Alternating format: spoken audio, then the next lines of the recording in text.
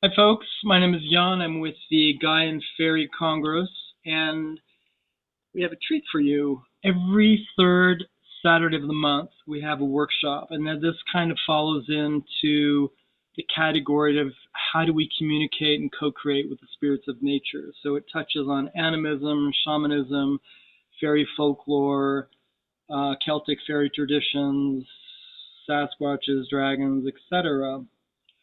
This third Saturday of the month will fall on Midsummer's Eve, which is an important day for the nature spirits. And Ingrid Larson is going to be introducing us to Pan. Ingrid, do you want to say something about how you came into knowing Pan and working with Pan? Yeah, so I actually met Pam through another nature spirit that I encountered on a hike. I noticed reality started shifting around me in a really profound way, and then I saw a pile of leaves out of the corner of my eye with ram's horns. And after talking to this being for a while, I went home and tried to figure out who it was.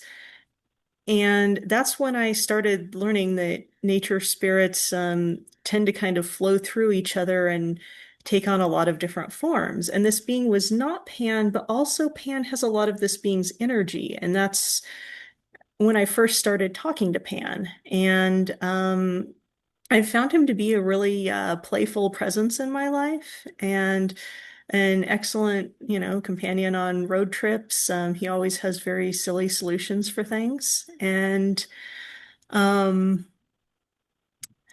yeah, I consider him a really good friend now. And after working with him for a while, I realized that we have past life history together. So, Wow. So, who is Pan? And you're also talking, sharing that through Pan we can speak to the elves.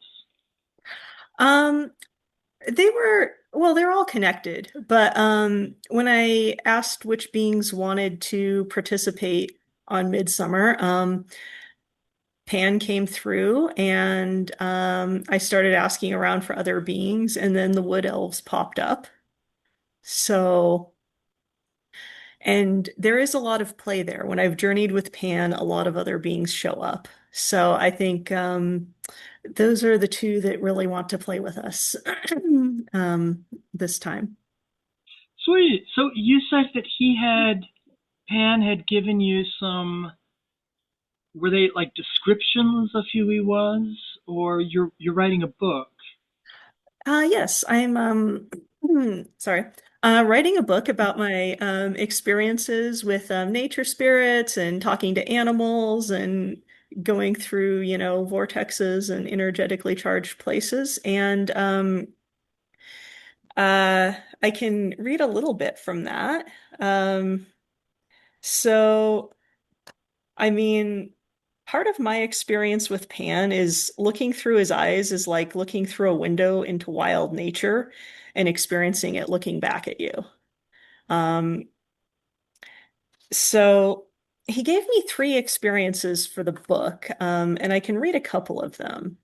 The first one is a really fun, joyful experience. So, um, when I started journeying with Pan, I went to a festive party deep in the woods of another realm that still barely overlaps with ours, and several different species of otherworldly beings enjoying food and drink of an intoxicating nature as music played were there.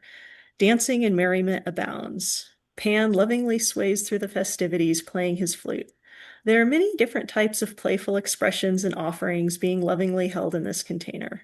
The atmosphere is indeed filled with camaraderie and interconnectedness. This is sacred play, he says. Then he adds that anything can be sacred play when held in this consciousness. This consciousness is one of joy, mirth, generosity, warmth, and love. As I was talking to Pan and telepathically joining this party, my friend's cat, who was physically in the room with me, came over and began very aggressively cuddling with my feet. I soon realized that she was also psychically at the party with me, peeking in and out of this magical realm. As I returned to the room with the cat, the energy took on some of the warmth and magic of the realm Pan had showed us. I thanked him for his continued presence in my life.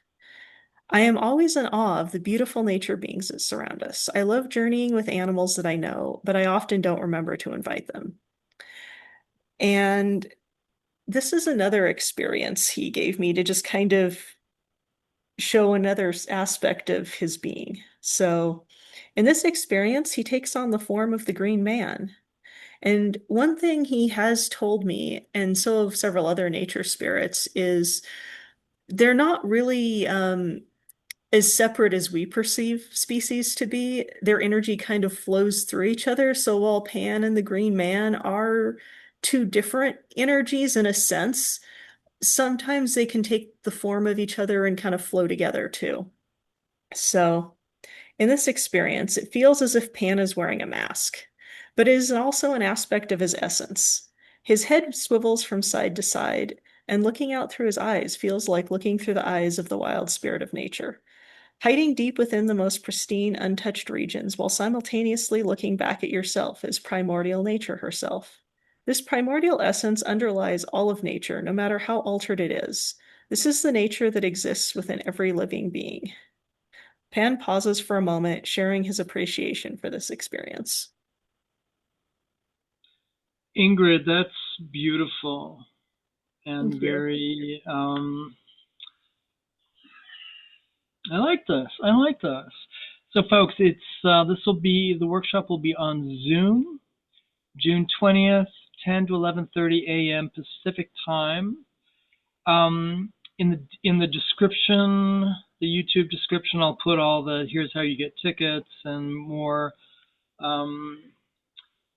websites, etc., etc. So, hope to see you June 20th. Thank you, Ingrid. Okay, thank you, Jan.